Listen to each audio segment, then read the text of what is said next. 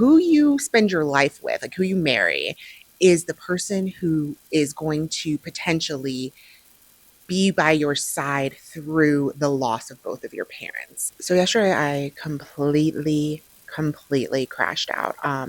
For those of you who don't know, I lost my dad a few years ago.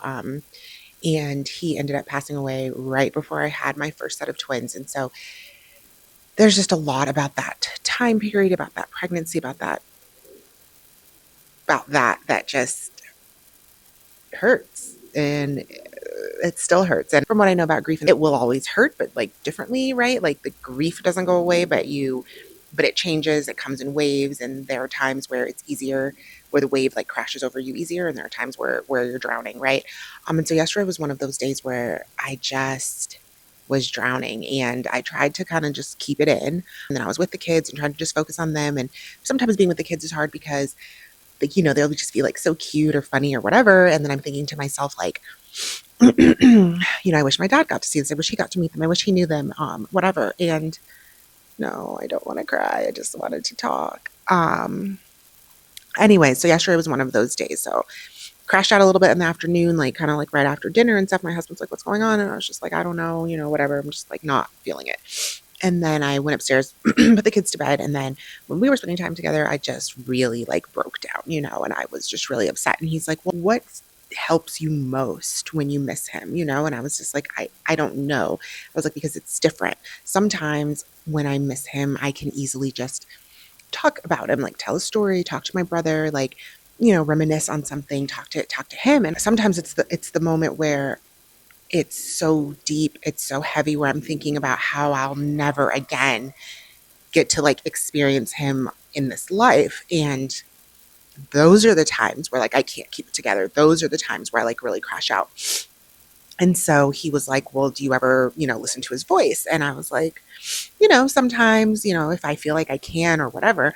And so then I hear my dad's voice, and unbeknownst to me, my dad had been sending me a lot of voice notes during like his last year. And going back now when I listen to what?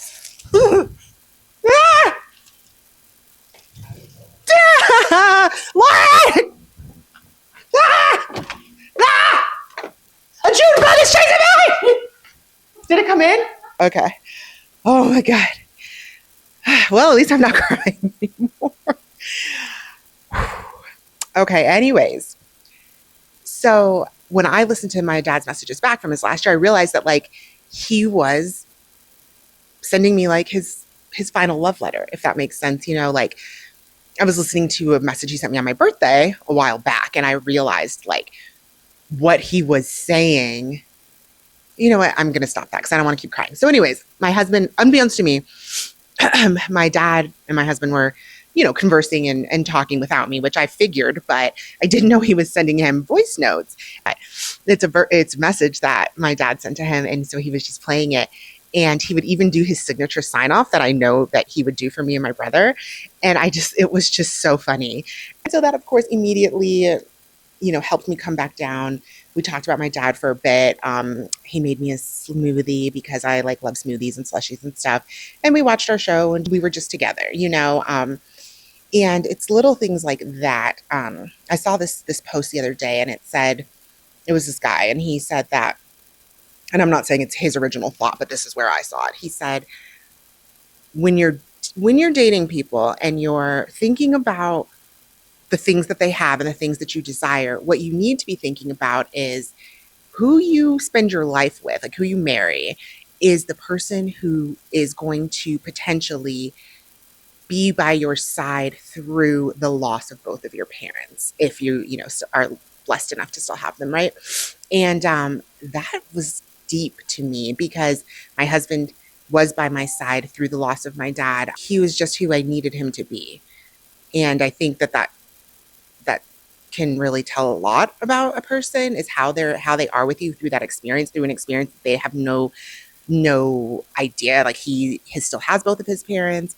And so anyways, I say all that to say that I crashed out bad yesterday. And I know that a lot of us here on social media share the highlight reels, show all the good things. I know you see like my kids being all cute and me being all happy and whatnot. And I am happy and my kids are cute.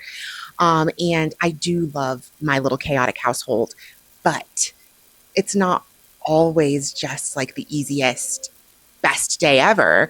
And that can be harder to share because number one, like I'm just not someone who's like necessarily thinking about filming in the moment. But number two, you're like, well, let's just show people good things. But I think that that really takes away from the experience, the human experience, which is that we all go through ups and downs. We all go through things and we all need support. If we allow people in our lives to support us. And I could have very easily just been in my room, been crying by myself, and, continue to just like go on a downward spiral. But instead, I let my husband in, let him know like what was going on with me and allowed him to walk with me through it. And he was there with me. He held space for me in the moment. And that's really what it's all about. So, would love to hear your stories if you experience grief. What are your ways of getting through those moments where it hits harder than others? I think we sharing those things can help us all because it's not easy and it doesn't go away. So, anyways, that's what I wanted to tell you.